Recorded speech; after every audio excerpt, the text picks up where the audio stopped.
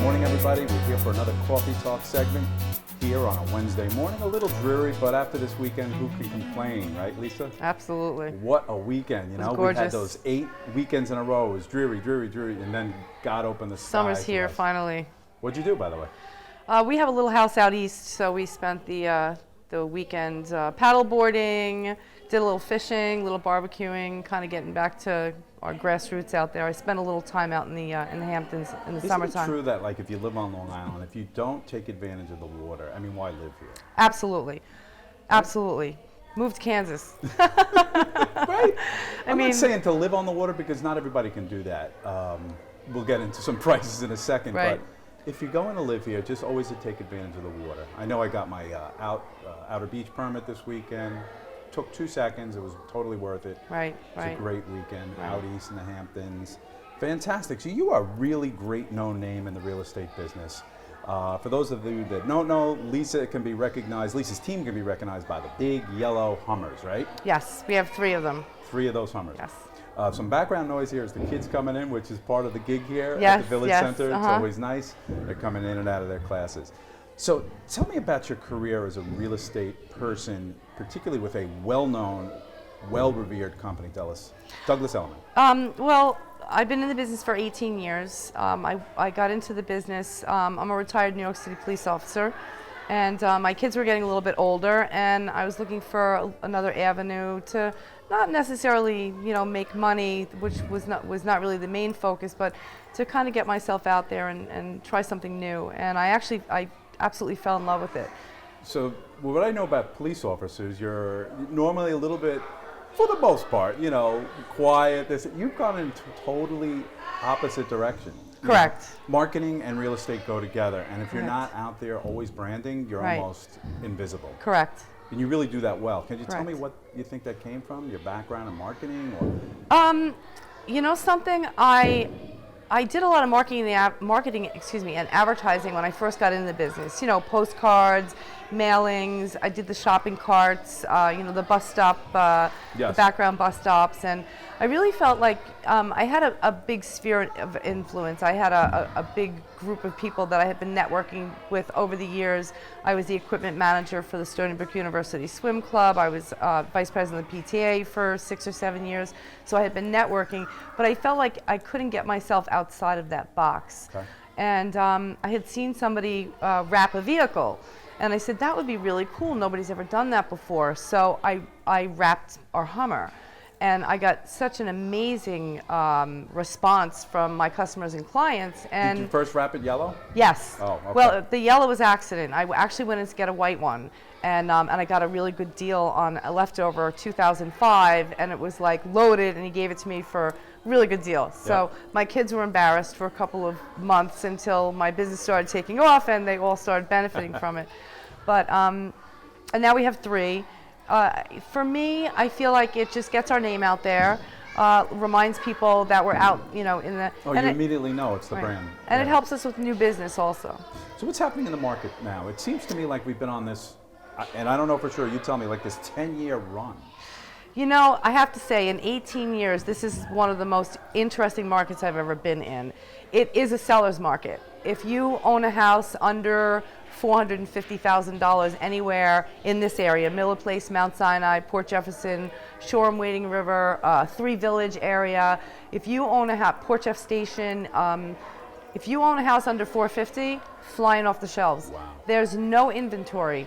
And there's a lot of buyers still out there now because the interest rates are still low. So everybody's trying to lock in before the interest rates go up. But if there's no inventory, what's going to happen, is people are overbidding, and the market's starting to go up again.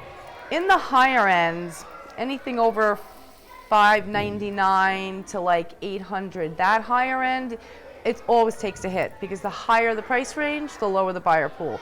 But I'm starting to see that market pick up also. And what about the idea of the, if you will, the balance between taxes, the amount somebody pays for taxes and pricing?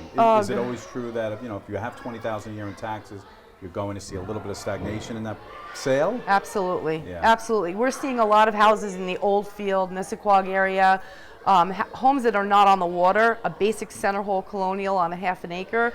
The taxes are $26,000, $27,000. people are shying away from the taxes now, and what's happening is it's bringing those prices down because the people who are trying to sell need to sell. Right. So if they can't entice them with a lower price, they're not going to sell their house. The problem with taxes on Long Island is, I mean, obviously, you get on Nichols Road and you go all the way north and you're in Stony Brook on the water. You go all the way south 20 minutes and you're in Bayport, Blue Point on the water. You get what you pay for here. The school districts are top-notch. Three Village, Port Jefferson, Mount Sinai, they've been in the top 100 to 500 in the entire country, and there's got to be over 60,000 school districts in the country. So people are gravitating here for Port Jefferson especially, and I hate to be biased, but they love that small town. Everybody knows village. everybody.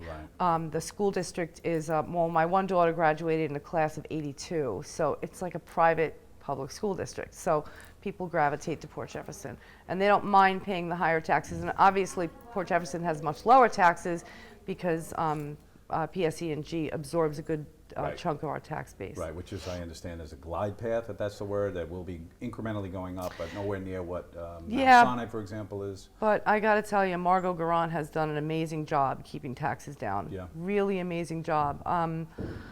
You know, I've been here, just the village taxes alone, I've been here for 22 years, and my taxes went from, I don't know, $900 to like $2,000. And in 20 years, that's like minimal. Yeah, that is minimal. Right. Tell me about your team. How big is your team?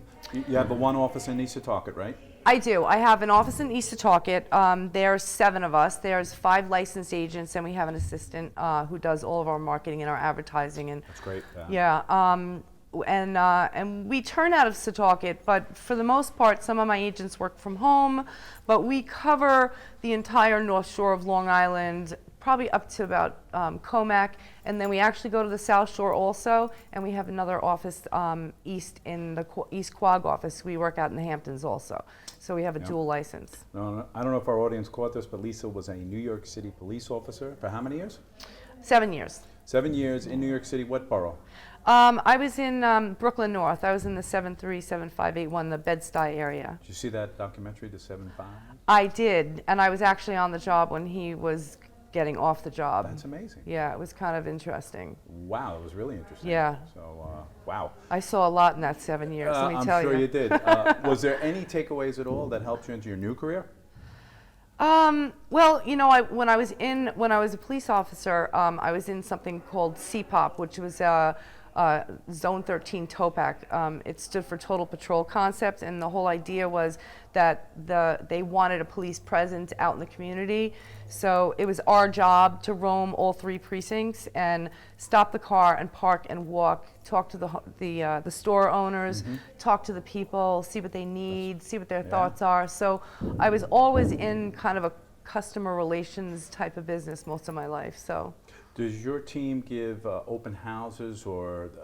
Every weekend. Every weekend, okay. Every weekend. So in terms of people that just want to find out about what you do, obviously they can come into the office, but Of course. are there seminars that you hold or anything like that? Not necessarily, no. I mean, we do, our open houses are publicized on Zillow, Right. Trulia, Google, MLSLI.com. So if you're interested in even, people should just go out for the day and just go to open houses just to kind of see what's going on.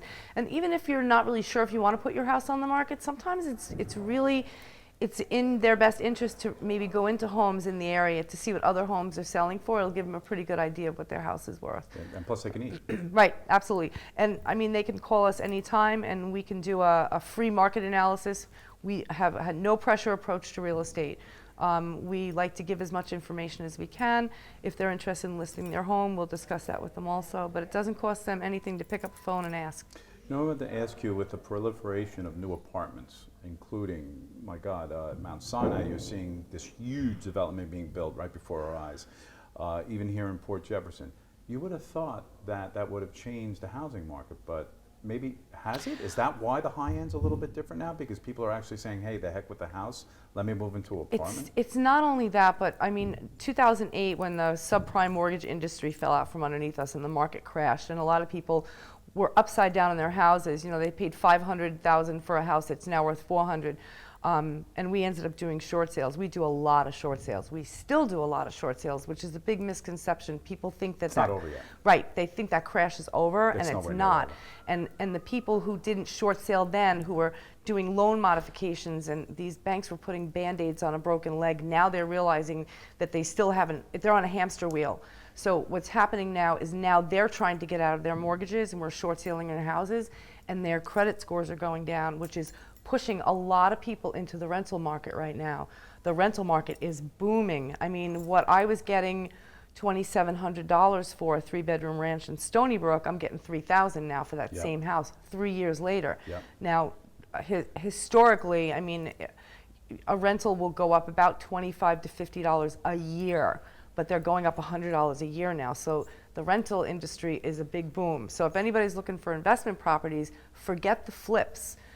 Buy Stay with them, it. hold on to them. The Right. interest rates are low, and you can make money on That's rentals now. great information. Yep. I love the way you put that in there, that now it's $100 difference per month per year Per is year. what I'm hearing. It's gone up in the past 3 years, almost I $100 agree a with month. that. Yep, I totally agree Almost with that. 100 Because there's no choices. And they have to pay it. I know. They have to pay for it because the other option is buy or move off Long Island, and they want to stay here. So What about a kid, if you will, or a young adult? Let's say a young adult, 25, 27 years old, just starting out, making $40 a year to start. Where do they go? we can get them into a mortgage. Done, right? We can get them into a mortgage. That's the way to do it, We right? can get them into an FHA. They can put 3.5% down on a house, up to 5% if we want to go conventional. Yep. We can get these kids. If you're looking at the rental industry, so mind you, the $3,000 a month, $36,000 a year for somebody to rent a house because they have to. They don't have good credit. They can't buy a house. But these young kids, Yep. they have excellent credit. They can buy a house. They can buy a We house. can get them into an entry level. We can find them a house, a fixer-upper. Listen, the parents are always helping them anyway, especially the millennials, right? Right, The right, parents are always behind the That's kids, true. unfortunately. Fortunately, but unfortunately. But it is a kind of a tight decision, because I notice if you want something that's halfway decent and nice, it literally the one bedroom is 18 and up, 1,800 and up for rental.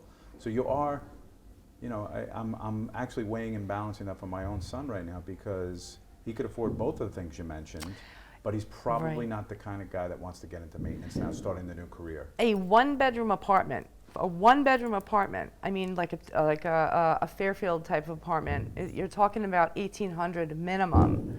Now you add your Electricity, electricity, your probably some garbage, maybe a car. right, your car, your You're your 24. cable, we can get you into I a know. mortgage for less than that. I know, and if you have a 3-bedroom, you can possibly rent to a Absolutely. friend. There are areas around here that still have low taxes. I mean, there are areas around here that have low enough taxes that we can get these kids into sales instead of A rentals. lot of great information. Where should Right. people contact you? Right here on this webpage. Douglas Elliman, Lisa Jaeger. Yes. Phone number is 631-828-9630, or you can call my office at 751-6000.